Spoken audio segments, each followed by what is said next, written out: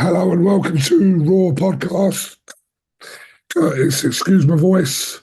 Uh, I've lost my voice a little bit, but we're going to see if we can get through this. Um, First of all, thank you for coming on to Raw Podcast. How you been, mate? Yeah, very well, mate. It's good to speak to you. It's been a while. I am actually an IFL OG. I was one of the first ones ever on the channel, so it's good to see over the years you guys flying, and yeah, good to be on, mate.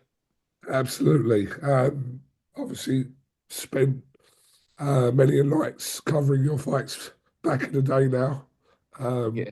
which we'll come on to. But just for yourself, guys, growing up in Driffield in the 80s. What was that like for you?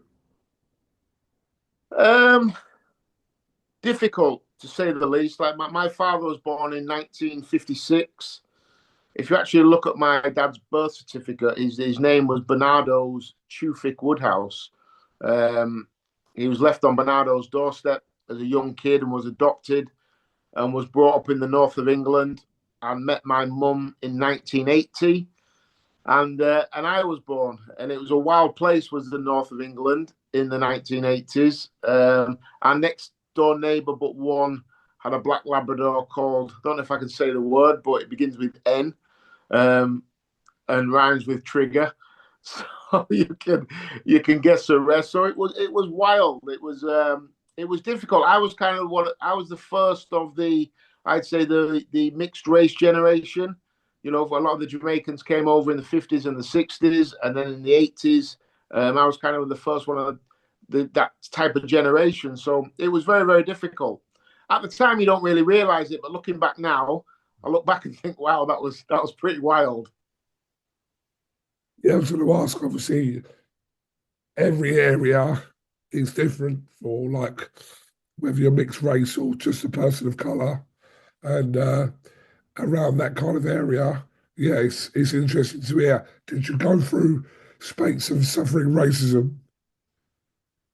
I wouldn't say space. It was an everyday occurrence. We would get racially abused. That was just the way of the world. And this, this sounds crazy, but even my own family members, and even people who I'm related to would say things. And as I got older and started to realize, I'd be like, you can't say that. And they're like, what do you mean? Just like crazy stuff. Yeah, a lot of it at the time when I was young, a lot of it was out of malice. And as you get older, you realize a lot of it is just pure ignorance, really. And I think even now the area that I've brought up in, I think the population of the area is, I think I seen this the other day, it's 98.3% white. Still now in 2025. So in 1980, imagine it was, I mean, the only black person um, for probably 50 miles, there was three, and that was my dad's twin brother, and their sister Mandy. They're the only three black people I ever saw. So yeah, it was different for sure. That's mad, isn't it? Because I think I agree with that. Like I grew up in a predominantly white area where in the 90s, uh, like my friends at the time would say things to me that no one would say them things now, but they would. Um, even little things like you go down shop. That was a thing, wasn't it? That Yeah, and it's funny because say funny. I've got to be careful how I word these things now. But like on Only Fools and Horses, it was a phrase that was used in some of the earlier episodes because that's how I knew it.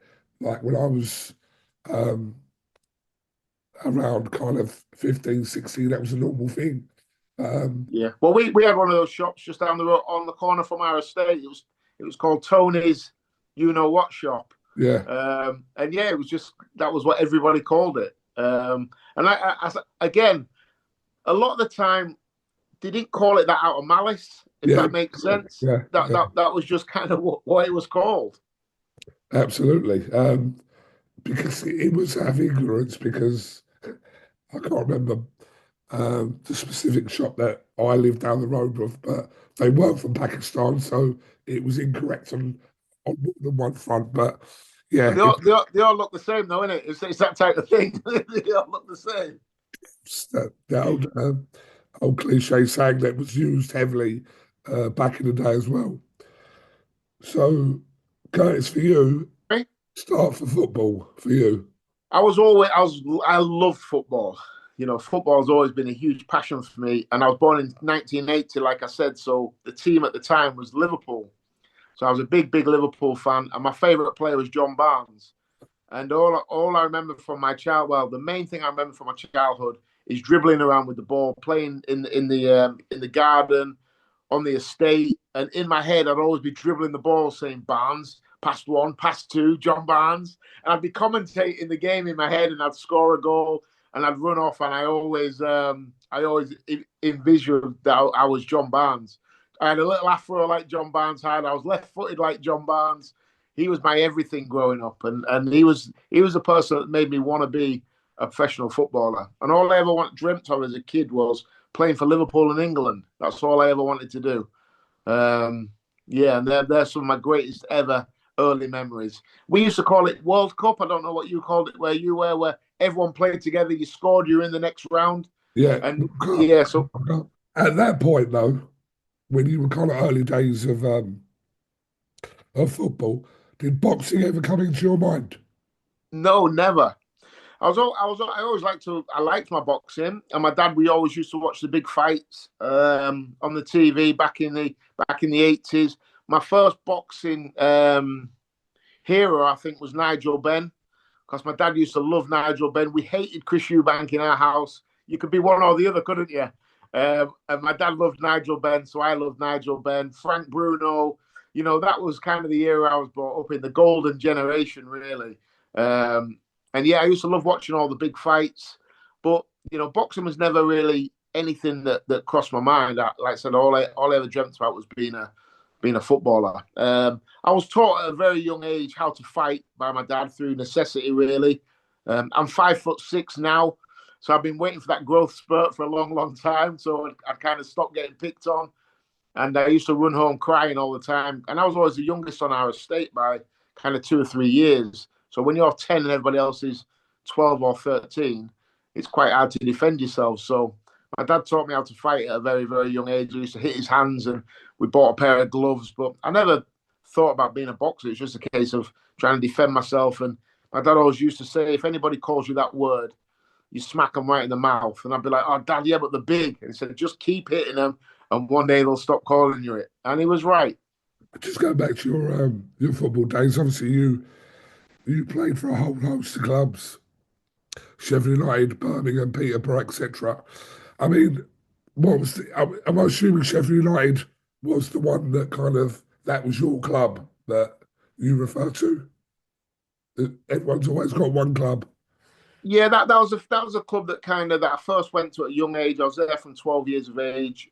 It's where my whole career started, and it's where my career ended as well. To be honest, I look back now at my career, and something that happened to me at a very, very young age in football, which I'd never ever experienced, and I found really, really difficult to deal with, was money.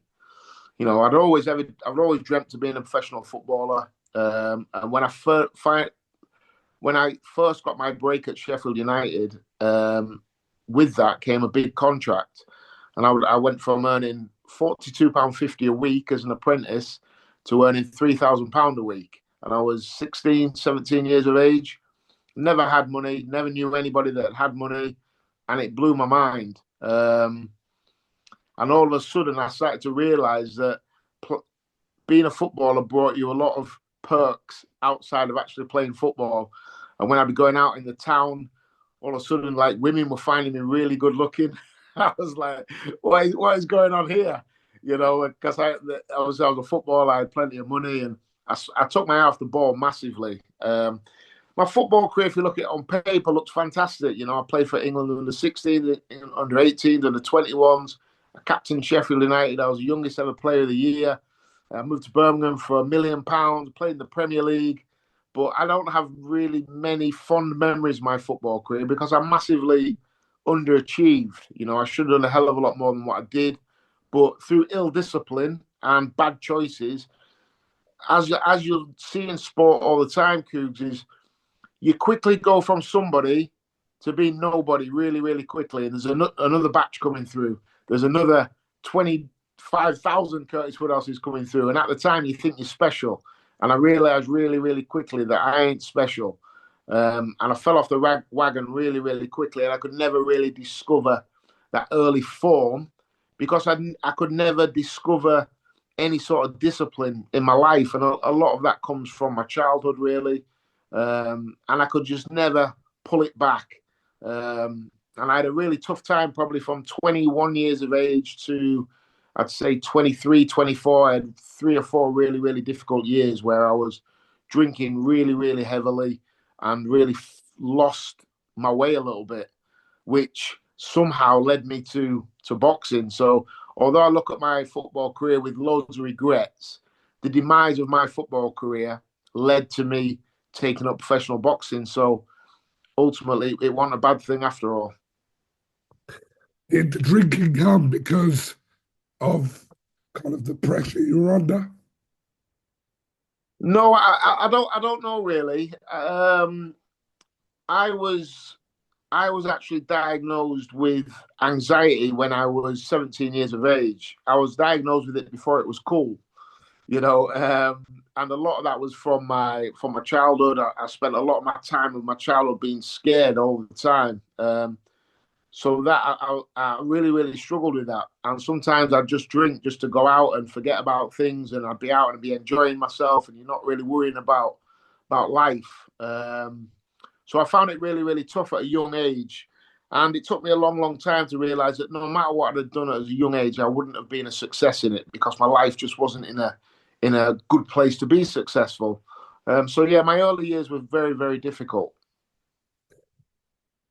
Read somewhere that you fell out of love with football around that time as well.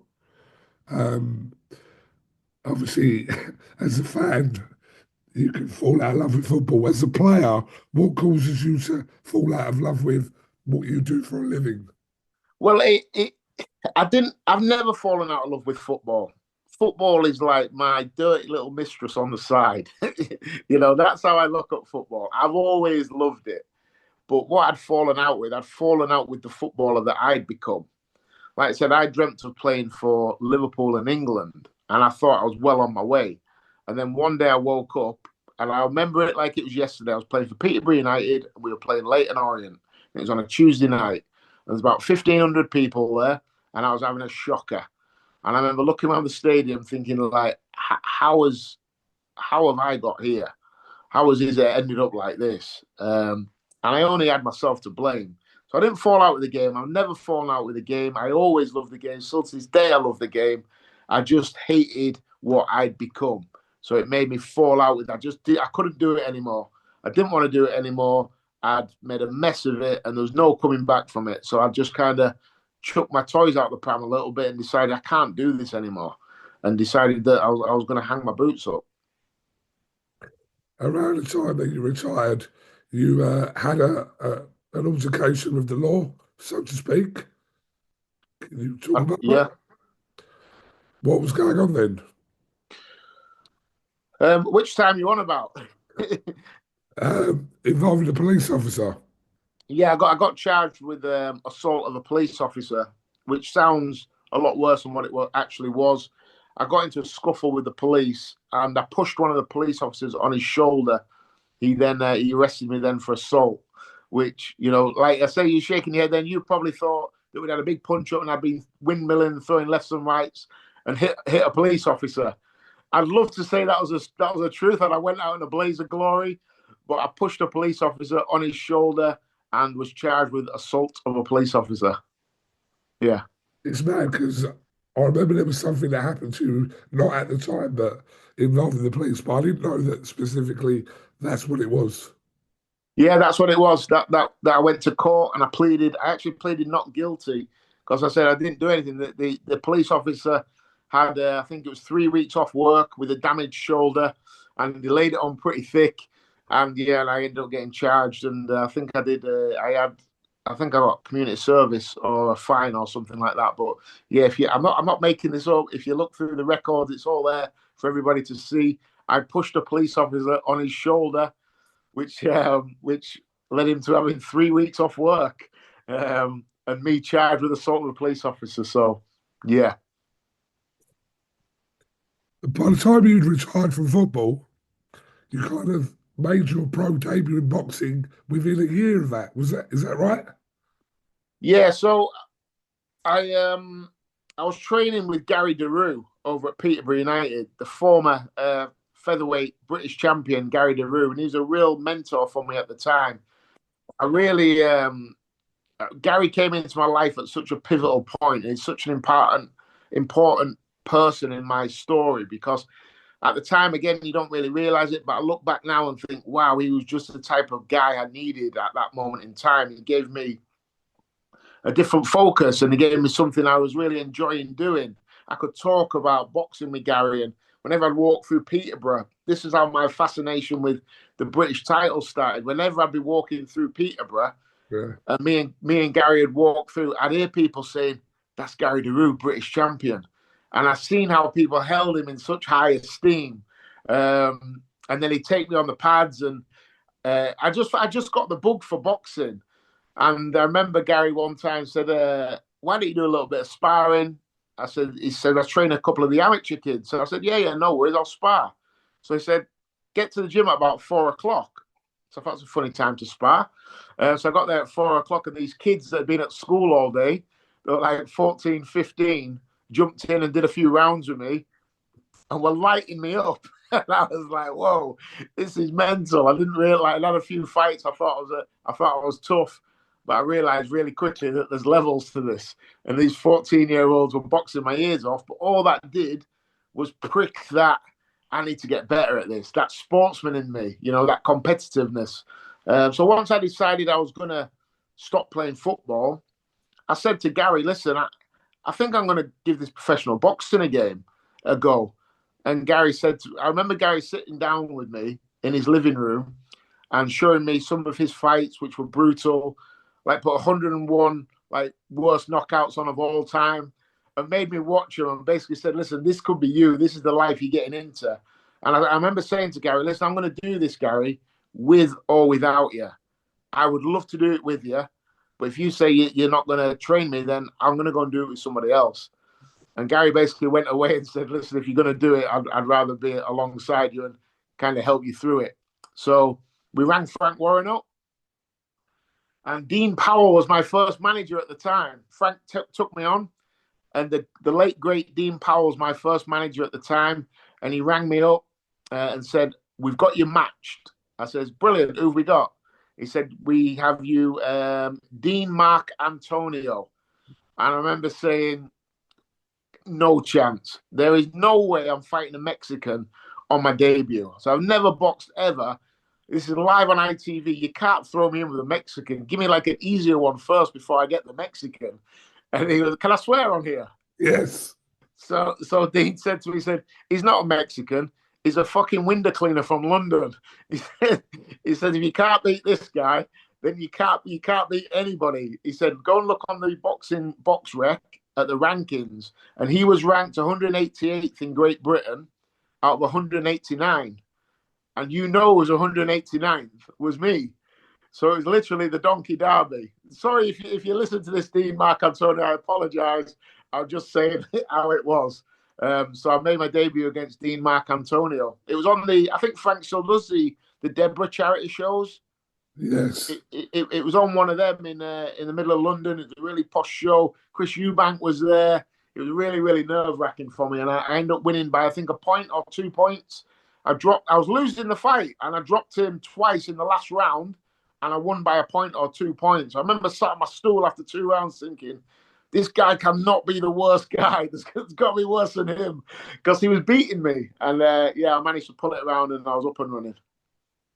Do you know when we look through your career, and we'll talk about obviously your notable night in your career, but you fought some quite noble names in your career, didn't you? Like Yeah. you fought like Peter McDonough at the time, Dave Ryan at the time, Steffi Ball. I think you beat Steffi Ball, didn't you? I beat Steffi. I stopped Yeah. him in the ninth round. He he then became my trainer after that. So it's proper Rocky Apollo Creed stuff. Yeah, and when you look through your kind of the opponents you'd faced, which obviously led in the end to your British title win. Yeah, you was in there with very good opposition. Yeah, Frankie Gavin again. When I boxed Frankie, I think Frankie was 14-0 with 12 knockouts and was the next big thing. So yeah, I was in with some top operators. I think I boxed most of the good kids around my level at the time. I boxed, won some, lost some, but I gave everybody a fight, and that's kind of what I'm proud of, really. I actually went to the GBM show on Friday night, and the amount of people that stopped me and was saying, "Blooming heck, I used to watch your fights. I used to love your fights. You were in some great fights." Honestly, I was walking around as proud as a peacock, Coons. It was unbelievable. I must have got stopped 20 times by people that I've not seen for ages. Because once I've retired, I've not really been to that many live boxing shows. I watch all the fights on the TV and everything, but to actually go to a live show and to have that many people coming up to me, I felt a bit like I'm blushing. It was a nice feeling. I've seen so many old faces I've not seen in a long, long time, and to still get the love after all these years, and everyone's saying that they used to love watching me fight. I think when I was fighting, I think you kind of always knew what you were going to get, and I'm proud of that. So um, I was actually at Darren Hamilton against Ashley Fairfane. I was at that fight. Yeah. And that was a great night for Darren. He wasn't meant to win that fight against Ashley in the eyes of many people. It's a great night for him. But your fight with him in 2014, you weren't meant to win that fight either. No. I But think if I'd have boxed, I think if I'd have boxed down 100 times, I think 99 times he would have beaten me. I've got no shame in admitting that, but I just think sometimes the world can work in mysterious ways. When I remember, I just I just come off a loss to Dale Miles yeah, in an eliminator for the British title, and Dale Miles knocked me out in round 5. A brutal fight. You guys were actually filming that we fight. filmed it. Yeah, yeah, Yeah, and it was brutal. That was probably the most brutal fight I've ever been in. It was crash, bang, wallop, and I got knocked out. I got a double fracture of my cheekbone, broken nose. It was a pretty brutal fight. And I thought once I lost that eliminator for the British title, my opportunity to fight for the British title had gone. And like I said, the world works in mysterious ways. A little guy from Hull called Luke Campbell then went on and won the Olympic gold medal. So then all of a sudden, we have Matchroom sniffing around Luke Campbell. So they rock up in Hull. I mean, Matchroom have never been to Hull before or since. And they rock up in Hull. They start doing some local shows in Hull. And then all of a sudden, they're looking for local fighters. And I'm like, hi. And then I couldn't believe it. I remember seeing one time on Sky Sports or something like that, I think it was, that Eddie Hearn had signed Darren Hamilton, the British light welterweight champion. Literally an hour later, my phone rings, and it was Dave Caldwell. And he said to me, I'll never forget, he said, "Are you sat down?" And I was like, "Yeah, why?" And it's when someone says that to you, something really, really good's about to happen or something really, really bad. And I said, "Yeah, why? What's up?" He said, "Mate, you're not going to believe this." He said, "Darren Hamilton's just signed with Matchroom." I said, "Yeah, it's mad. I've just seen it on Sky Sports." And he said, "And guess where they're coming?" I said, "Where?" He said, "They're coming to Hull for Luke Campbell, and Darren Hamilton's defending his British title. He's won it, defended it twice. He needs to win it one more time to win it outright. And they're kind of looking for someone pretty easy, and they've offered you the fight." I'm like, "Are you being serious?" He said, "Yeah." He said, "Do you want the fight?" And I was like, "Mate, yeah." I don't think I had a clue how much I was getting paid until like the week of the fight. I didn't even ask. I was like, "Yeah, mate, I am. Get me that fight." So he rang me literally 20 minutes later and said, "Mate, it's on." In fact, no, he had to, because it was a voluntary defense by Darren, it had to go to the British Boxing Board of Control, and 5 of them voted on it for me to get the shot. 2 said no, that they didn't think I was worthy of the shot, and 3 said yes. So I even won that on a split decision. And then when the fight was made at the Hull Ice Arena, which was 45-second walk away from my father passed away, I just knew, I knew that this is all, something's feeling good about this. And like I said, 99 times out of 100, Darren would have beaten me. But just that night, I just knew that it takes something really special for him to beat me that night. And I knew I was going to empty the tank and give it everything I had. I had nothing to lose. I was a big, big underdog. And that was a special, special night for me, and something I will never, ever, ever forget. And I think not even just me, I think that night alone, the fights that were on that evening will stand in British boxing history, because there's probably three of the craziest fights on that night. I remember Tommy Coyle had the fight where there was about 25 knockdowns. I was in the dressing room getting stitched up, and all I could hear was whoa, whoa. And I remember saying to the doctor, I said, "What's going on out there?" He said, "I don't know, but every time I put my head out the door, one of them's down." So he fought that Brizuela, wasn't it? Yeah, Daniel Brizuela. Yeah. Yeah. So he had an unbelievable fight. Obviously, I won the British title, the first person ever from East Yorkshire to ever win it, which is I'm still the only one. Someone from Hull still hasn't won the British title, which is crazy. Just an unbelievable night for me, and I could talk about it forever. That was my night. I always say every athlete, every sportsman, every footballer has that one night when you're at your best. And I needed to be at my absolute best to win a British title on a split decision. I had to be at my best. And when the pressure came and I needed to deliver, I delivered. It was obviously I was up there all week. And, obviously we spoke to you before and after, etc.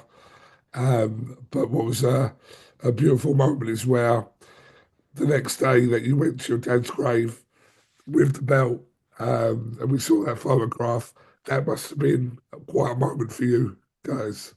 I must admit that my emotion after the fight was just one of relief. The last thing, like I said, when I was growing up as a kid, my dad's my hero. He always will be. He's played an unbelievable role in my life. And whenever my dad said something or promised me something, he would make that happen. Just going off peak, I remember one Christmas waking up with an Amiga 400.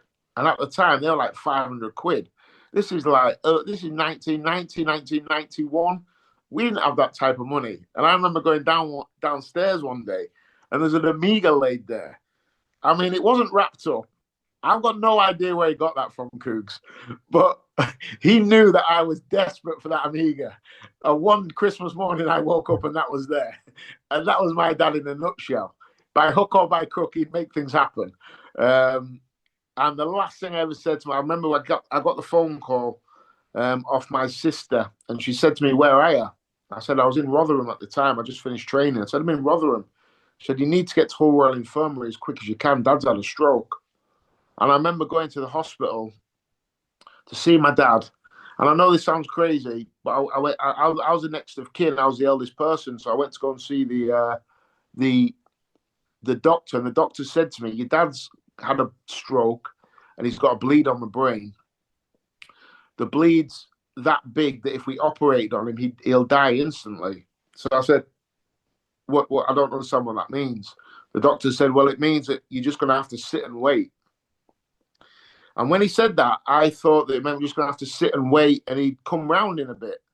It never crossed my mind once that my dad was going to die, because superheroes don't die.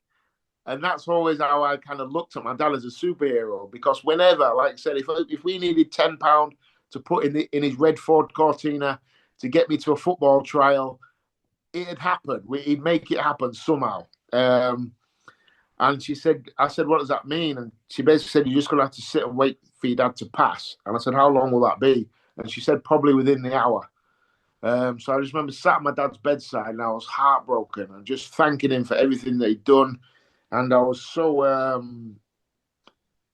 so disappointed that he never got to see me fulfill what I should have done as a footballer. And it's not just me that's on the journey as a footballer; it's the whole family. They're sacrificing so I can get from A to B to make it happen. So I felt like I'd let everybody down, and I promised him on his deathbed that I wasn't going to let him down again. and I was going to make sure that I won the British title for him. And that was the last thing I ever said to my dad. And I remember literally a minute after the nurse coming in, checking his pulse, and letting me know that he'd passed away. And yeah, and it lit a fire underneath me like no other. And it's the first time in my life since my dad passed away that I've ever dedicated myself to anything. I've always been able to get away with natural ability. And even when I was boxing up until my dad passed away, I was living the life, but kind of still doing it 80%. When my dad passed away, I needed to make sure for me to be able to move on with the rest of my life that I was not going to let him down. And so that night meant so much to me. And when I went to his graveyard the day after, it was like a massive weight had been lifted off my shoulders, Coop, because when I lost that eliminator for the British title, when I got robbed of my English title, my feeling was, how can the last thing you say to the man that made sure he never, ever let you down, how can the last thing you ever say to him be a lie? And it ate away at me really, really, really badly, more than I've probably ever let on to anybody. It just chewed me up inside that the last thing I ever said to him, I hadn't even done. So it made me feel really bad about myself.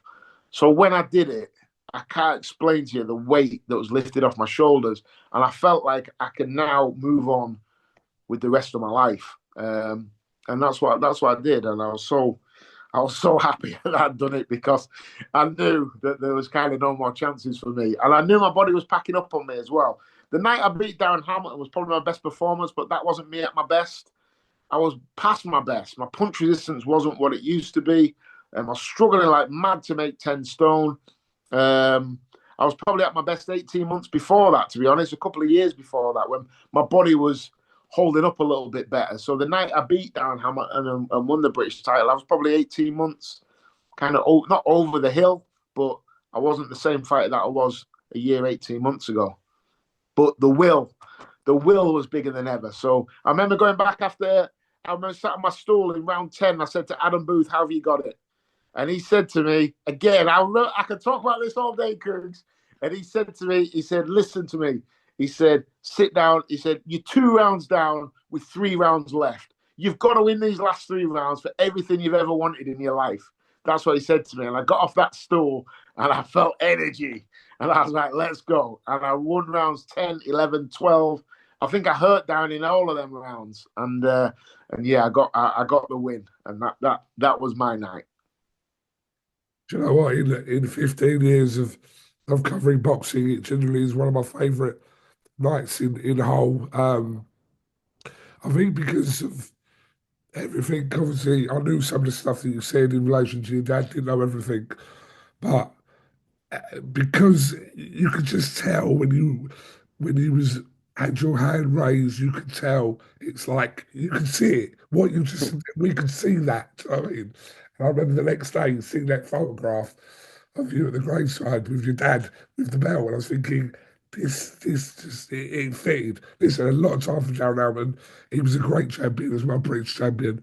But that was your night. That was your night. Yeah. You know, the sad thing about it as well is my story is well told, because the winner always gets to tell the story, doesn't they? But the sad thing about all of that is what happened to Darren Hamilton after that. He never got a fight again. You know, he never got an opportunity at redemption or trying to get back in the mix, because Darren was so awkward and so good. Once that British title got taken off him, he was at the very top of the Who Needs You club. So he never got another opportunity. And I know me and Darren had a lot of backwards and forwards in the build up to the fight, but I always admired Darren, because Darren is more like me than Darren is like the other superstars, because Darren wasn't a superstar of the game. Neither was I. We were grafters. You know, we were the ones who did it the hard way. And once that belt got taken away from him, he lost his career. You know, it just shows you there's two sides of every story. And I actually keep in touch with Darren now. We fire messages backwards and forwards, and we speak to each other quite regularly on Instagram and things like that. I see him on his coaching journey, and yeah, I keep in touch with him. And I think about him quite a lot, actually, and think like, wow, what if the roles had been reversed and I'd have lost that fight and he'd have won, what would he have gone on to? Because I think they'd lined him up to fight for the European title as well after me. Yeah. And the guy that he was going to fight for the European title was the guy that boxed Ricky Burns for the world title. So could Down have gone on to fight Ricky Burns for a world? I always think about stuff like that. And you know what? If that fight hadn't been in Hull, would I have even got it? If that fight had been in London, I wouldn't have got it, I don't think. I just, because I remember it, every time I threw a punch, if it nearly landed, the crowd went mad. You know, it was kind of one of those atmospheres, wasn't it, Cougs? It was a real bear pit, and the arena it held like 2,500 in there. It was small, and every time I even looked like I was going to throw a punch, the crowd was going wild. So you know, would I have got that decision outside of my hometown? Who knows? I don't care. I got it, but I do think about Darren quite a lot, and just think, wow, if that sliding doors moment, isn't it? Sliding doors moment, that's what I was about to say. Um, Curtis, you were honoured by the late Queen now. Um, Again, that must have been a big moment for you in your life and your sporting career. Yeah, it was unbelievable. I got a letter through the post, and it had all the royal stuff on it. And honestly, I've had a few letters from the police before, and it looked like one of them. You know, and I thought I was being summoned to court, Coons. I was like, oh no, this does not look good. And I opened it, and it basically said that I'd received an honour from the Queen for my services to football and boxing. So that was really incredible. And you know what, as well, just going off it, one of the highlights of my career was being awarded the Special Achievement Award at the Boxing Writers' Dinner. That was one of my proudest moments because for my whole boxing career, I always felt like nobody ever gave me any credit. Nobody kind of let me in the circle because I was always that footballer. You know, I didn't come through the traditional route. I was never given any credit. You know, when I gave Frankie Gavin the fight of his life, it was all about how Frankie Gavin didn't perform. When I beat Steffi Bull in the chief support, it was all about, oh, well, Steffi's maybe had better days.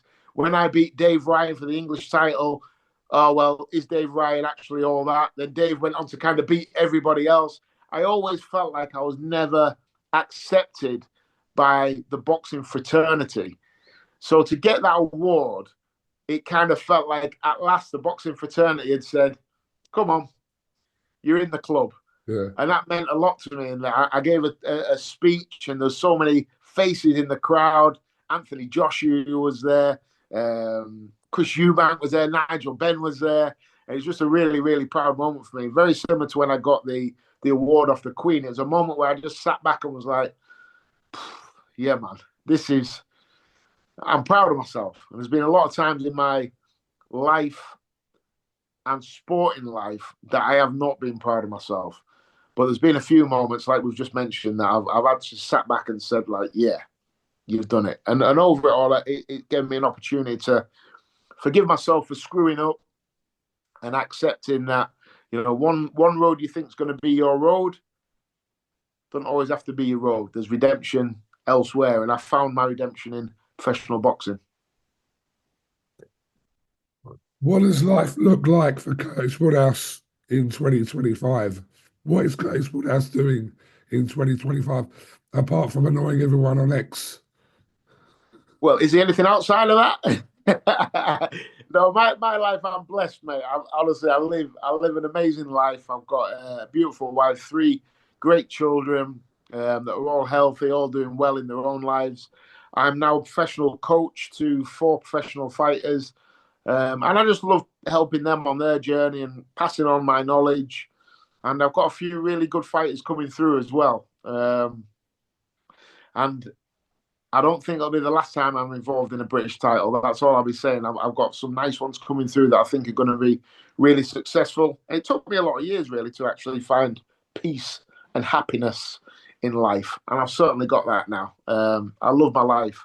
I'm very, very blessed. Last one, Curtis. Whole boxing. Obviously, you mentioned there that the reason why it came to fruition back in 2012 was because of Luke Campbell.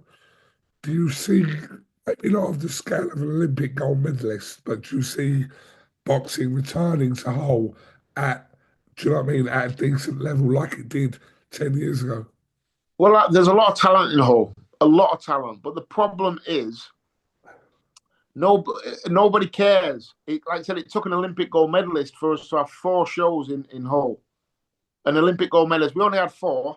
Then after that, Luke went elsewhere. So I would love to see the big nights back in Hull, because what it'll do for fighters like myself, it'll give opportunity. That's what it does. But we're not here holding our hands out saying, please. I've told the fighters that I work with and other people, listen, you gotta get out there and get some results. You gotta get out there fighting on in away corners and causing a few upsets and saying, listen, I'm the man you should be backing.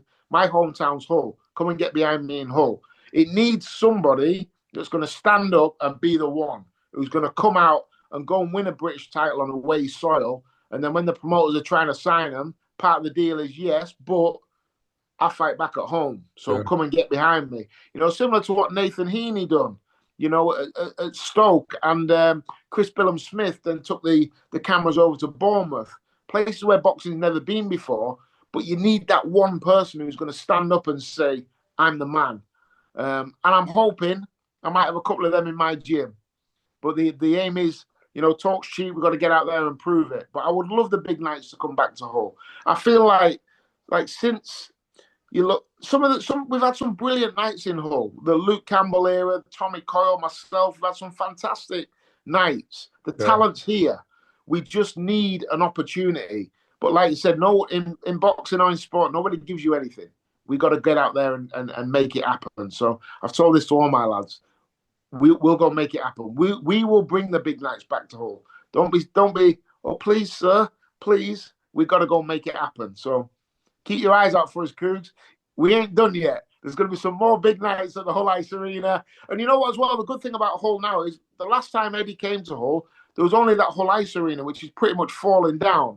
There's 2 or 3 now brand new venues in Hull that hold 3, 4, 5,000 people. So there's a place now to have big shows there. So the aim is now to build the fighters up and make sure we're ready. Curtis Woodhouse, much appreciate your time. Excuse my voice. I didn't actually realise today how bad it was until I was talking to you, so we somehow managed to get through it. Um, yeah, listen, hopefully we'll see you in and around the scene. It sounds like we will be.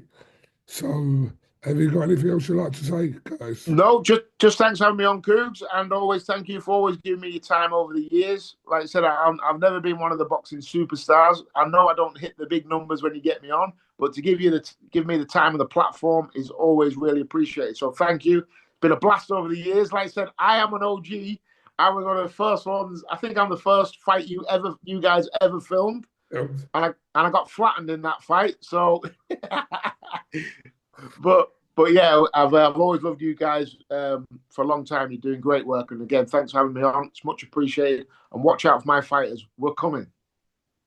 Thank you very much for listening. Catch us next week. Make sure you comment, like, and subscribe. And excuse my voice. Thank you very much.